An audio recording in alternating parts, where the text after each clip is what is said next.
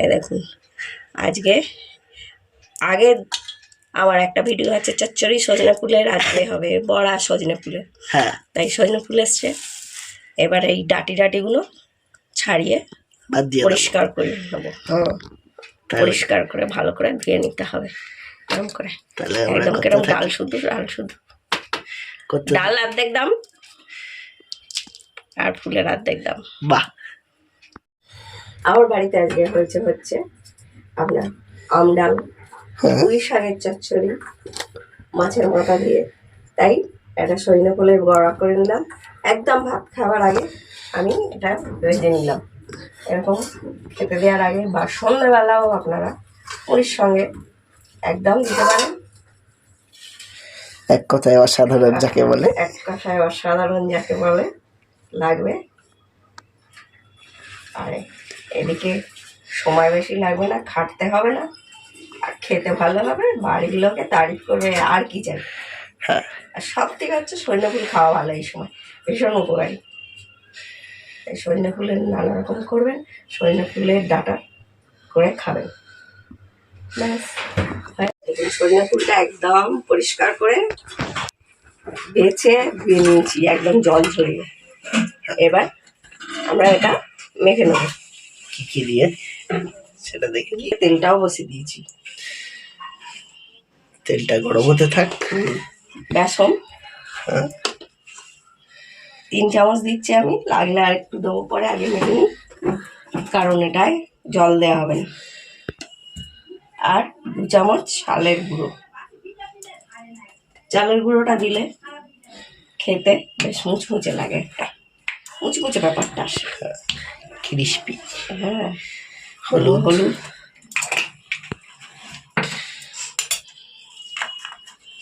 কিছুটা পোস্ত,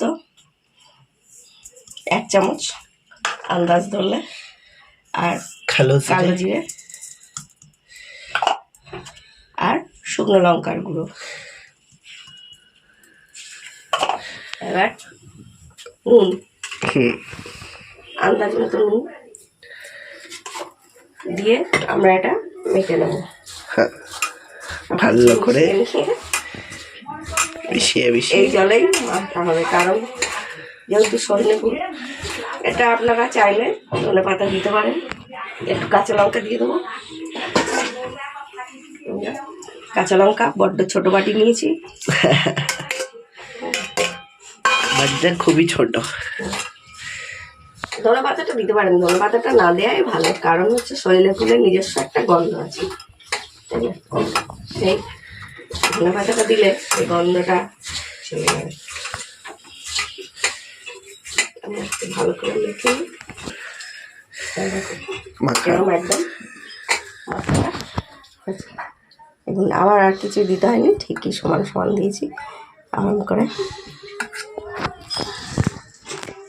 দিয়ে গড়ে নেব।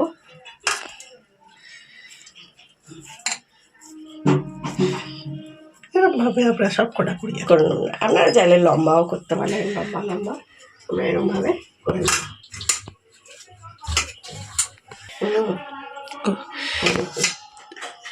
100 গ্রাম ফুলে মোটামুটি ভালোই অনেক কটা হচ্ছে।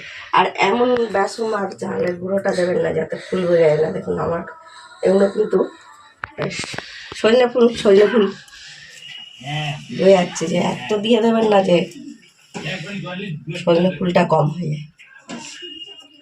ওই জন্য যেরকম বলেছি ওরম পরিমাণটা দেবেন, একদম পারফেক্ট ওরম হবে। এবার কড়াই তেল বসিয়ে দিয়েছি, হাতটা ধুয়ে আসি, তাহলে আমরা চলি পরবর্তী ধাপে। তেলটা আগে দিয়ে দিয়েছি, গরমও হয়ে গেছে। তাই সব ভেজে ভালো ভাজবে, এটাও করা যাবে না, চাপ হয়ে যাবে। হ্যাঁ রে, আমি করে ফেলি আস্তে আস্তে। ও বাবা, ও আমার শিখিয়ে দিচ্ছে। আচ্ছা, শেখাচ্ছে, আস্তে আস্তে ছাড়বো আমি, বেশি তাড়াতাড়ি ছাড়বেন না, আস্তে আস্তে ছাড়বেন, নাহলে কিন্তু হাত পুড়ে যাওয়ার সম্ভাবনা।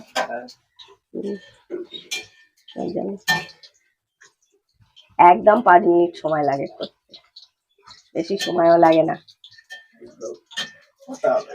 না। যারা রেসিপিটি দেখছেন দেখে ভালো লাগলে একটু লাইক করে দেবেন, একটু কমেন্ট করবেন, শেয়ার করতে একদম ভুলবেন না।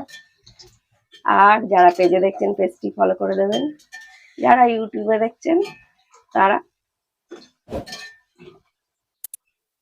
তারা কি করবে, যা সে চলেই গেছে, তারা একটু সাবস্ক্রাইব করে দেবেন। এক পিঠ বেশ লাল লাল হয়ে গেছে,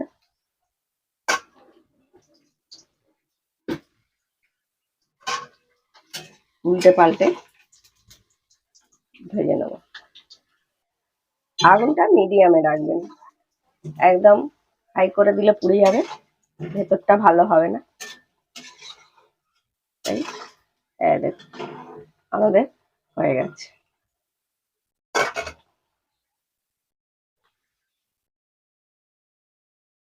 তেলটা আমরা ঝরিয়ে তুলে নেব। এটা ডাল দিয়ে খেতেও খুব ভালো লাগবে, শুধু খেতেও ভালো লাগে। সন্ধ্যে ফুলের বাটি চচ্চড়ি তো অনেকেই দেখেছে। এবারে এগুলো একইভাবে দিয়ে দেবো। আমার ছেলে বললো আস্তে আস্তে দিতে, তেল না ছিটকায়। আর খুব মোটা মোটা কিন্তু হয়নি, দেখুন। উল্টে দেবো।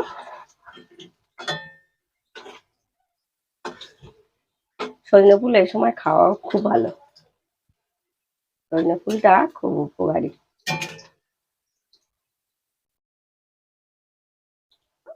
ভাজা হয়ে গেছে, তাও আমরা এই কটা আবার একসঙ্গে কড়াই দিয়ে দেবো, দিয়ে একটু নেড়ে তুলে নেবো। তবে সবকটাই একদম সমান গরম হয়ে যাবে। খেতে বসার আগে বেশি সময় লাগে না, একদম খেতে দেবেন সেই সময় গরম গরম ভেজে নেবেন। হয়ে গেছে সব কটা ভাজা। একবার হলেও বাড়িতে নিশ্চয়ই ট্রাই করবেন, আর দেখলেন সময় একদম লাগে না। এইগুলোই বলা হয়ে যায় চটজলদি রেসিপি। এবার ধীরে ধীরে তুলিয়ে দিই, তেলটা ঝরিয়ে তুলে। কত মৌসুমী হেসেলের রেসিপি এখানেই শেষ। রেসিপি বলবো না, রান্না যেহেতু বাংলা চ্যানেল হেসেল, আজকের মতো শেষ। আমরা এই খেতে আপনারাও করে খাবেন। কখন খেলেন, কেমন খেলেন আমাকে নিশ্চয়ই কমেন্ট করে জানাবেন। কে কোদ দিয়ে জানালেন একটু উল্লেখ করবেন। টাটা, বাই বাই, সবাই ভালো থাকবেন।